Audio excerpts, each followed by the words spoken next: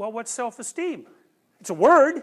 Actually, it's two words, right? But, you know, and it's sort of something you think you might have or not have, but that's a figure of speech. That's not an empirical phenomena. And so most of extroversion is just neuroticism, as it turns out. It's like if you have a lot of negative emotion, you don't feel that good about yourself. Well, isn't that a surprise?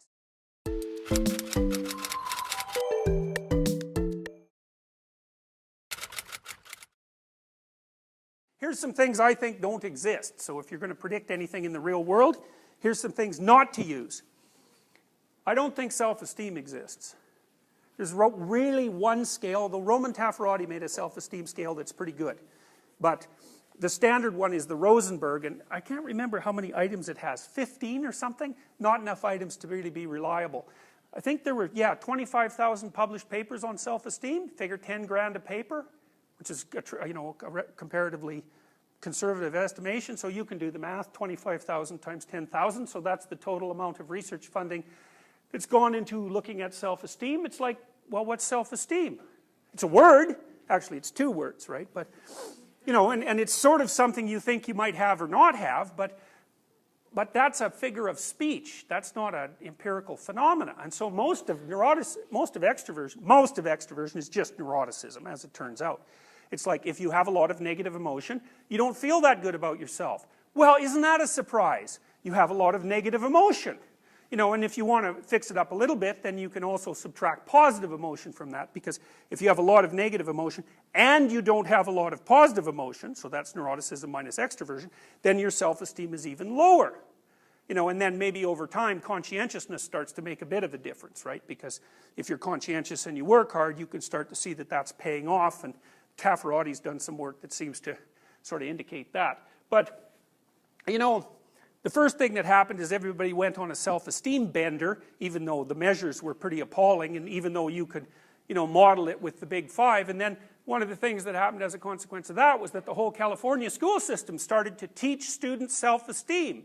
It's like, what makes you think you should have high self-esteem? Like maybe you're a miserable little worm. God only knows, right? It's not the case that you should have a good opinion of yourself in every bloody situation.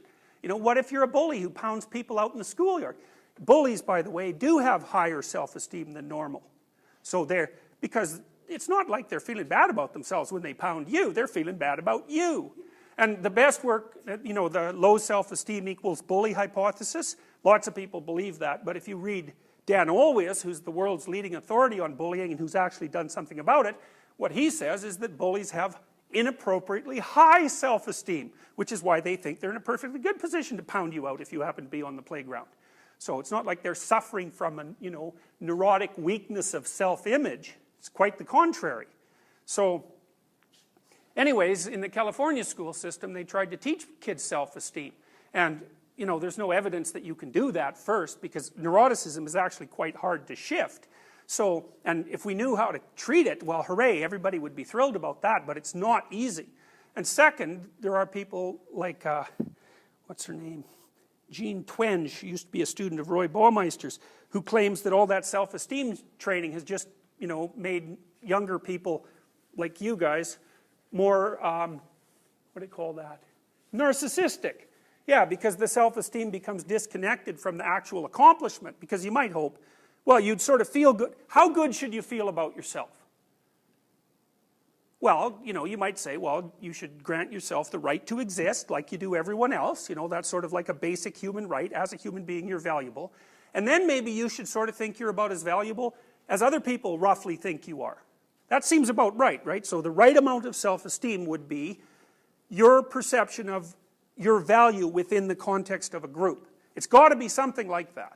You know, so there should be a concordance, because like maybe you need to improve, could well be, you know. And are you going to improve if you're feeling really good about yourself? Well, the answer to that is, well, we don't know. How much misery about yourself do you have to have before you're motivated to improve yourself? None? Well, that doesn't seem right, but we also don't know whether it's shame or guilt or anxiety or pain or, you know, these negative emotions that motivate you. Now, it's clear that if you have enough negative emotion, that can paralyze you. But that's like depression and you know, psychiatrically high levels of anxiety. That's not like low self-esteem. So that's a problem. I don't believe that working memory and executive function are distinguishable from IQ, especially G.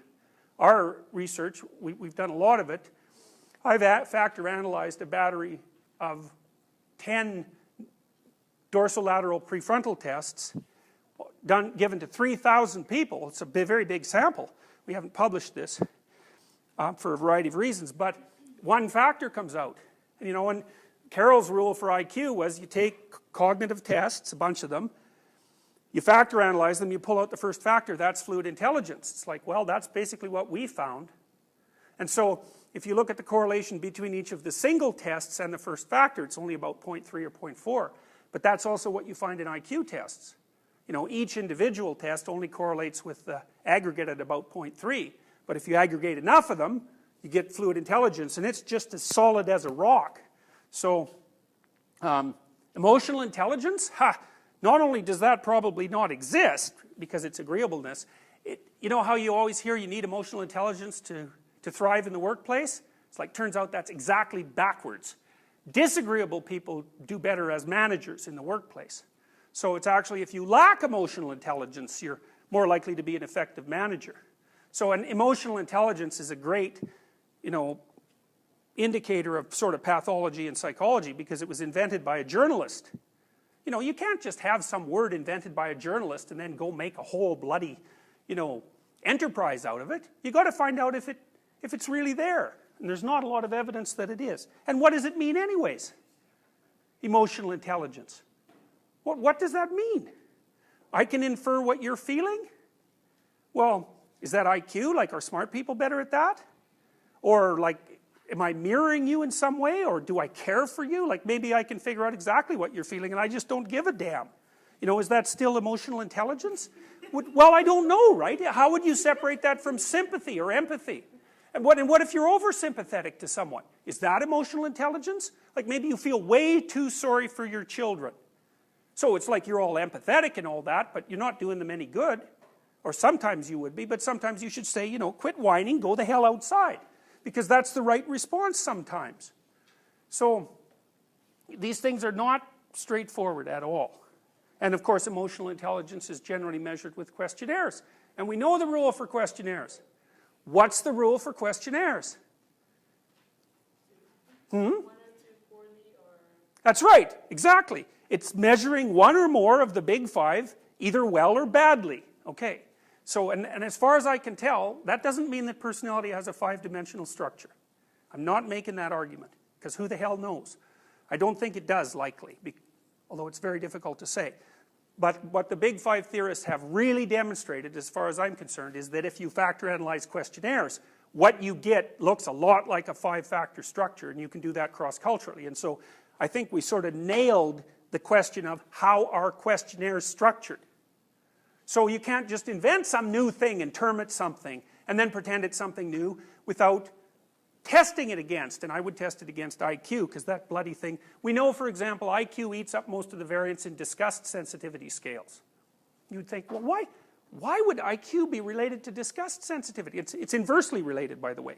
The smarter you are, the less sensitive you are to disgust. Now, I don't know if that's because maybe your cortical inhibition of underlying, like, limbic motivational systems is better. Who the hell knows? We don't know why, but we do know that it's a major predictor. Orderliness also predicts, but the thing about IQ is that it predicts things that you'd never expect. So you should validate your scale against IQ and against the big five, and not some trivial little 10-item measure of the big five either, because then if you use 2 questions per trait, you're going to have a lousy measure of the big five, and if your stupid questionnaire predicts over and above that, all that means is that you didn't test it against, you know, you didn't set it up for a good challenge, you set it up for a weak challenge. So, grit, that's very annoying. Yes, that's very annoying, because it's clearly, I think it was correlated, I think I told you this, it was correlated with conscientiousness at 0.75. I don't believe that optimism and pessimism exist. I don't believe that promotion and prevention exist.